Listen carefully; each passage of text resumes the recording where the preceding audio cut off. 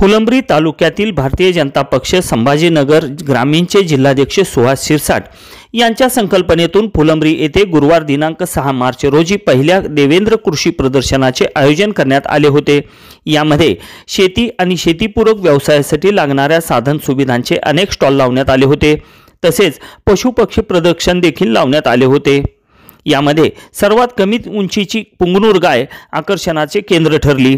कर्नाटकातील पुंगनूर या भागात गायीची पैदास केली जाते। या प्रजातीतील गाय ही सर्वात कमी उंचीची असते।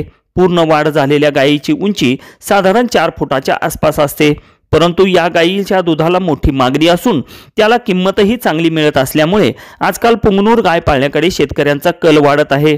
देवेंद्र कृषी प्रदर्शनात देखील या 2 फूट उंचीच्या गायीने सर्व शेतकऱ्यांचे लक्ष वेधून घेतले होते।